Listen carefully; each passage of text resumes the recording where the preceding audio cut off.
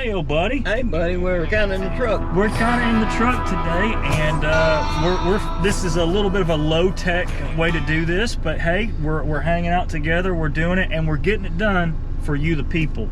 So, our last Turkey Gizzard, we talked about the economy. We talked about buying a home in Blount County, and you asked me a really good question. Your question was, what would happen if someone bought a piece of property, set a gravel driveway up, set utilities, all that stuff, and had someone build a house for them? Well, I was talking to a builder. Where I work, I get to talk to a whole bunch of people. And I was talking to a builder, and the builder had said that they're building for no less than about $180 to $200 a square foot. So let's pretend that someone were to get a reasonable size home, 1,300 square feet. That is not a small home, but it's not a large home either. It's reasonable size, 1,300 square feet times $200. That's already $260,000 for a house. Let's say you have a decent piece of property, $50,000 for a piece of property. So plus $50,000 for a piece of property. So $260,000 plus a $50,000 piece of property. Give me 1 second, folks. My redneck math is not working. That's $310,000 right there. And then a couple thousand for a driveway, a couple thousand to put things in. You may be saving yourself $40,000-$50,000, but you're not saving yourself that much money. You ain't even touched the driveway. You ain't even touched that. Gonna get 2 loads of rock. Mm-hmm. We're gonna get 2, and I think it's a really cheap price. 2 loads of dirt. Mm-hmm. Because we need to fill in around trees and stuff. So 2 loads of dirt. It's going to cost, now this is a cheap factor, it's going to cost $750 a load. Okay. It's going to cost us, for the guy to just bring his equipment and put it on the ground. Mm-hmm.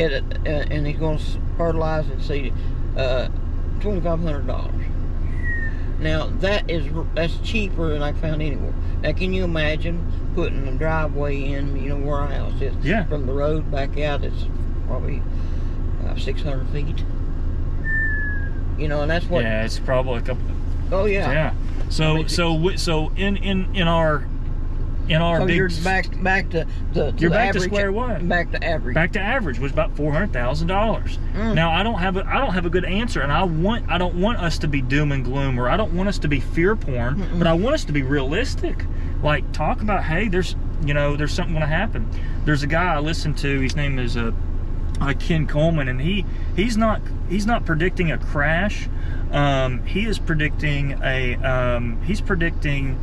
a correction, a pretty big correction in the market. Like it's like there's got to be something happen. I don't know what, but there's got to be. But I just wanted to answer that for the folks there. Another thing I wanted to get into. Did you hear about this crazy, I'm calling it the Witch of the West? Did you hear about this New Mexico governor? Basically declared in the city, in the county of Albuquerque, that the Second Amendment doesn't exist anymore. You cannot carry a gun, you can't carry it open or concealed. You ain't gonna do it for 30 days. And I've declared it, Steve, that there's an emergency, and I can, no right's absolute. I can just say you can't carry a gun. What do you think about that? Well, I think that these people that are elected by the people forget they work for us. I agree, 1,000%. I got in the truck today, and you were talking, not to say, but you were talking to one of our elected officials today, and you were actually calling and talking to him. And I think that we have some of the best, and they do that. But I don't think that person calls and talks to her constituents. No, and that's why it's important that we call the ones we've elected in office, the ones that's been elected in office, through the I might personally not voted for that individual, and I've done that in the past. I've had individuals that wasn't my vote, but they're holding that office, so I go and talk to them. This is what's going on. Lay the facts out. And I'll tell you, in this part of the country, they work with you. Yeah, absolutely. I'm talking about here in the area we live. I'm not talking about across the creek or anything. I'm talking about right in this area of Blount County and Loudoun County and where we live. Yeah. They work with you. Absolutely. Now, you got to give credit where it's due, and that's got to be that sheriff in Albuquerque, New Mexico. He said, you ain't going to enforce it. No. And that's what you have to do. You have to get in touch with your local sheriffs, because that is who enforces this. So I put out on Twitter, I said, just a statement or a declaration of a governor is not law. You can't just, these people are not law. So we have to, you have to stand up to these people when they do this crazy stuff. So that's my thought on it. I didn't know if you had seen that or not, but that was just the craziest thing in the world. Well, and the thing about it is, I'm thinking that the law enforcement officers and the ones in the military that really actually, when they do this and do this, that they understand that, and they understand who they're doing that for, and they understand what the Constitution is and what the bylaws is and what everything deal. That when it comes down to it, I think they understand what stand they take. Yeah. And so I think these so out of touch individuals, no matter who they be, when they come and try to do stuff like this, that they're so out of touch that they understand that they're stepping above their pay grade, right? And they're out of their elements, and it falls in the criteria of insanity. Yeah. And so that be case, they're not. I think you have to be more like this. They're almost not fit for. No. Well, they're not fit for office if they do what they did. If they go out there and they declare that they're not fit for office, and they need to be. My thing is, and I know this sounds good, they need to be arrested for trying to break the Constitution, for openly doing that. Yeah. But that's not going to happen. But I say all this to say, if you live in the place you live, talk to your sheriffs, talk to your officers. Be kind, polite, but also ask them questions, probe them a little bit, and get them to think of what they would do. Because I guarantee you, yes, this won't stand. Absolutely, it's not going to stand. But this is a test to see how people react. Just like I think COVID was a test, and we can get into that. We might not get into that on this one, but this is a test, my friend. Right. Well, this is a test. I think it comes down to, which I've told you many times, common sense not common no more. No, sir. But it's common sense. It's coming down to actually what's right and what's wrong, and making stand accordingly. Yeah. And there's certain individuals, and it's not fit for office. Oh yeah. That's not fit to have a gun. They don't have they're not capable. They're not capable. Right. I mean, they're trying to walk around this. Exactly. But don't throw everybody in a basket and draw out a bad apple and use that as a stand. That's exactly right. Don't do that. So, and my thing is, if she can do this, quote unquote, here, then you can do it anywhere. But so we'll see what happens with all that. And I love the media spin on it, by the way. Well, my goodness. I looked it up, I was looking it up on my phone just to see what was said about it. And CNN's like, oh, the governor said this, so this is what you need to know. You need to not carry your gun. It's like, come on, CNN, get with it. Like, she can't do that. Well, our local news.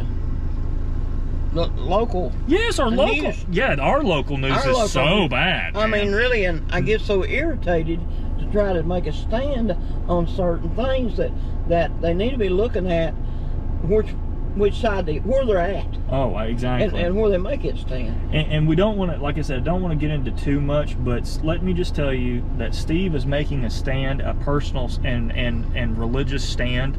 And we all need to be doing it, and our local news has just completely ignored it, and there's a reason why. Is that the best way to put this without getting too deep into this? Right. So exactly. And you may have to come and get me. Well. I mean, you may have to bail me out before it's all said and done. But when you make a stand, you gotta make a stand. Yeah. You have to make a stand. You have to make a decision. Yep.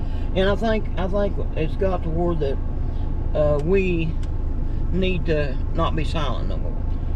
I think it's time that we get awoke, so to speak.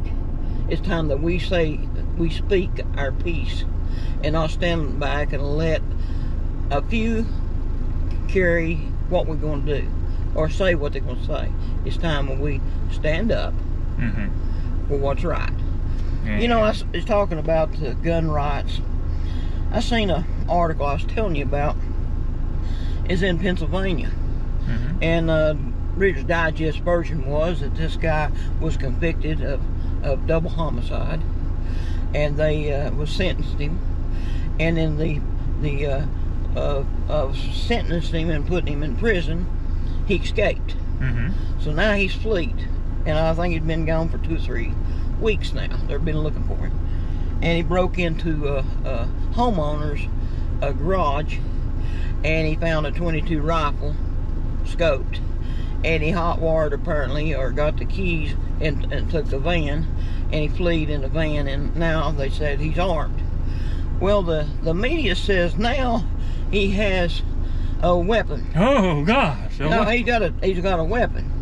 Now I went and looked back and looked at this. Now they didn't give the whole rest of the story. Number one, we see a criminal that's going to get a weapon with or without. With or without anything. And also, I went to look. He was double homicide. He killed 2 people, his wife and his one other family member. But he killed him with a knife. So it doesn't take a gun. When I'm hearing it, he's going to do anything he wants to. It doesn't take a gun. So now we got the guy that instead of being reported this way, he took lives with knife, what he had in hand, knife. He broke into a law-abiding citizen's house, stole his van, and also stole a firearm, which says that a criminal will get the weapon anyhow. Yep. And now he's riding around and he has a rifle, and now he's armed. What did he do unarmed? He killed people unarmed. Right. So we're going to now let's do away with rocks, do away with knives. I mean, really, from day one. From day one, life was been taken before firearms. Oh my gosh. And evil is going to find a way to be evil. Absolutely. And there's just no getting around it. I'm right there with you, man. You got any other story for us today? This has kind of been a quick, hard-hitting edition of the Turkey Gizzard. Well, we kind of on the run. Yeah. But no, I think we could pretty well end this. But I think we got something to say about off the tailgate. I think so. We've got a lot to say off the tailgate. My goodness, stay with us for off the tailgate this week. We're going to figure something out. We're going to make it happen. But my goodness, you know, we will figure it out. But again, we love you guys. Please like, subscribe, share. You know, leave comments down below. Are we completely missing this? Am I doing something wrong? Are we, you know, you disagree with us, you agree with us, who knows? You know, we'll the main thing is that having a conversation. Yep. You have to have the pros and cons. Oh, exactly. You have to have people that say, no, you're looking at it this way.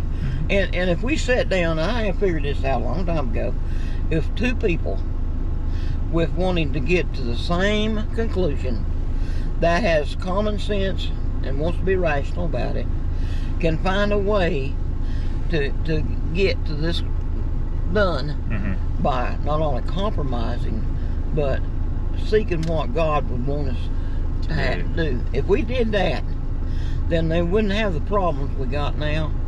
But when you have people bullying their way and wanting their way and wanting nothing but what's best for them at that moment, and not looking at the outcome later on, then you always going to have problems. Absolutely. Absolutely. Well, guys, again, we love you. Thank you so much. Like, subscribe, share. This is Tcarp signing out. Tman.